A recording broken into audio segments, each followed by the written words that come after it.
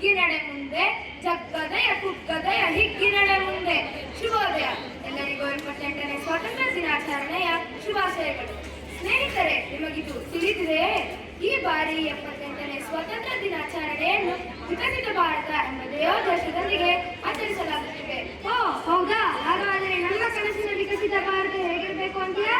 ನನ್ನ ಪ್ರಕಾರ ನಮ್ಮ ಕನಸಿನ ವಿಕಸಿತ ಭಾರತ ಶಿಕ್ಷಣ, ಕೈಗಾರಿಕೆ, ಕ್ರೀಡೆ, ಆರೋಗ್ಯ, ಕಲೆ ಮತ್ತು ಸಂಸ್ಕೃತಿ ಹೀಗೆ 10 ಹಲವು ಕ್ಷೇತ್ರಗಳಲ್ಲಿ ಸಾಧನೆಗಳಿದ್ದು ಆ ಸಾಧನೆಯನ್ನು ಪ್ರಪಂಚಕ್ಕೆ ಕೊಡುಗೆಯಾಗಿ ನೀಡುವ ಮೂಲಕ ವಸುದೈವ ಕುಟುಂಬಕಂ ಎಂಬ ಪರಿಕಲ್ಪನೆಯನ್ನು ಸಾಕಾರಗೊಳಿಸಬೇಕಾಗಿದೆ.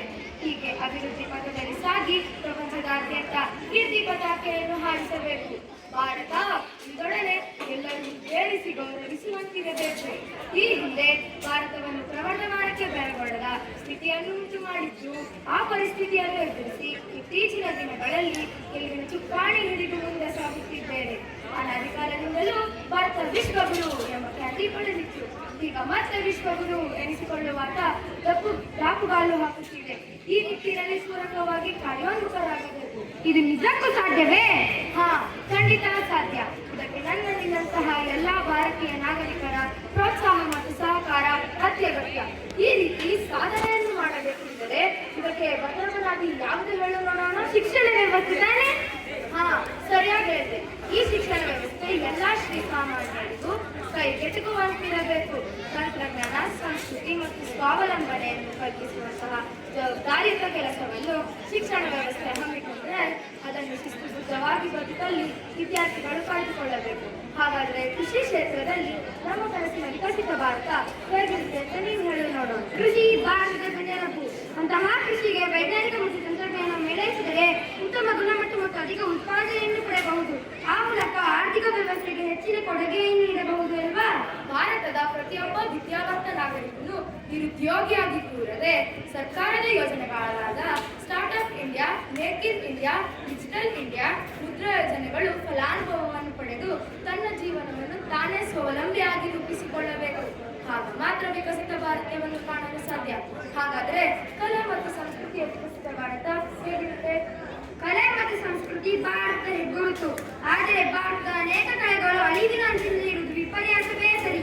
ಅಂತಹ ಕಲೆಗಳನ್ನು ಗುರುತಿಸಿ ಪುನರುಜ್ಜೀವನಗೊಳಿಸಿ ನವ ಆವಿಷ್ಕಾರದೊಂದಿಗೆ ಇಡೀ ಪ್ರಪಂಚಕ್ಕೆ ಪರಿಚಯಿಸುವ ಮೂಲಕ ಜಗಜ್ಜಾಹೀರುಗೊಳಿಸಬೇಕು. ಹಳೆಬೇರುವ ಸತ್ಯಗಳು ಕೂಡಿರಲು ಹೊರಸಬೇಕು ಎಂಬ ಡಿ.ವಿ.ಜಿಯವರ ಕವಿವಾಣಿಯಂತೆ ನಾವು ನಮ್ಮ ಸಂಸ್ಕೃತಿಯನ್ನು ಮರೆಯದೆ ಇದರಲ್ಲೂ ಅದನ್ನು ಗೌರವಿಸುವಂತೆ ನಾವು ನಮ್ಮ ಭಾರತ ಕಲೆಗಳನ್ನು ಪ್ರೋತ್ಸಾಹಿಸಬೇಕು. ನೋಡಲಿ ನಮ್ಮ ಶಾಲೆ ಹೇಗೆ ಉಚ್ಚರಿಸುವುದನ್ನು ಕಂಗೊಳಿಸುತ್ತದೆ. ಆದರೆ ಶಾಲೆಯಿಂದ ಹೊರಗೆ ಹೋದರೆ ಸಾಕು, ಕಲುಷಿತ ವಾತಾವರಣ ಇದೆಲ್ಲರಿಗೂ ಗೊತ್ತು.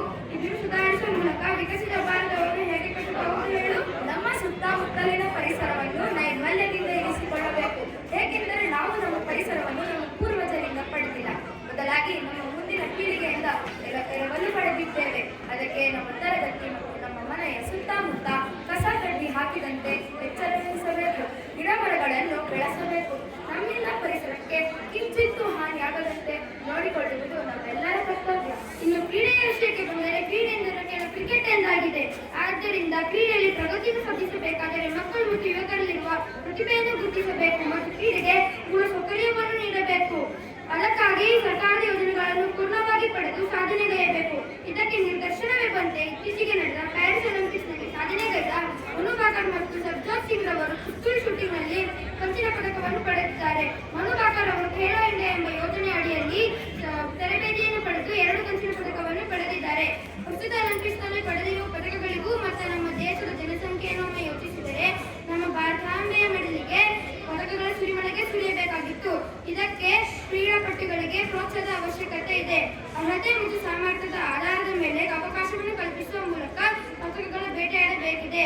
ಹಾಗೆ ಗ್ರಾಮೀಣ ಕ್ರೀಡೆಗಳ ಮಹತ್ವವನ್ನು ಸಾರಿ ಹೇಳುವುದರ ಮೂಲಕ ಪ್ರಾದೇಶಿಕ ಕ್ರೀಡೆಯಿಂದ ಹಿಡಿದು ಅಂತಾರಾಷ್ಟ್ರೀಯ ಕ್ರೀಡೆಯವರೆಗೆ ಪ್ರಭುತ್ವವನ್ನು ಸಾಧಿಸಬೇಕಿದೆ.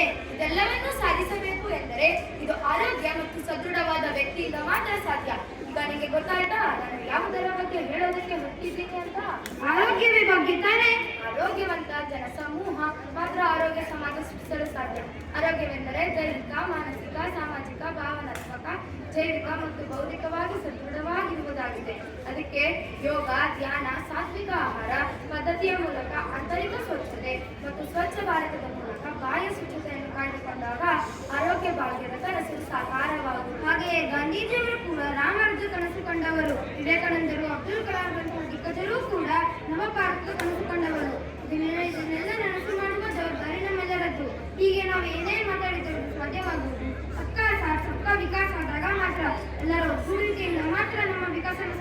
ಬರುತ್ತೆ.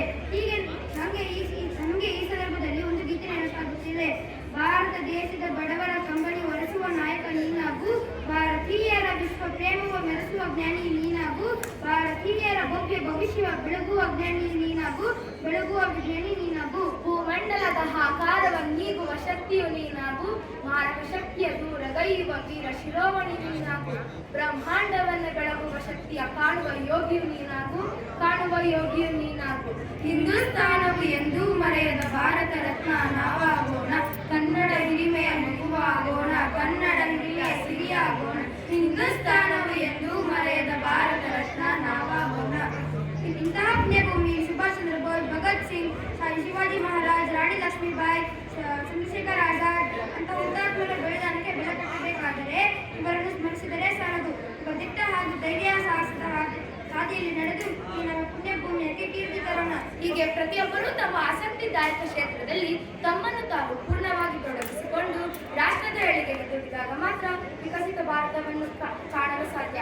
ಹಾಗಾದ್ರೆ ಎಲ್ಲರೂ ಕೈ ಜೋಡಿಸುತ್ತೀರಾ ಎಂದು ನಂಬುತ್ತಾ ಎಲ್ಲರೂ ನನ್ನೊಂದಿಗೆ ಒಕ್ಕರಳಿನಿಂದ ಜೋರಾಗಿ ಹೇಳಿ, ಬೋಲೋ ಭಾರತ್ ಮಾತಾ ಕಿ ಜೈ, ಬೋಲೋ ಭಾರತ್ ಮಾತಾ ಕಿ ಜೈ. ಜೈ ಹಿಂದ್, ಜೈ ಕರ್ನಾಟಕ. ತುಂಬಾ ಸೊಗಸಾಗಿ ನಾಡಿನ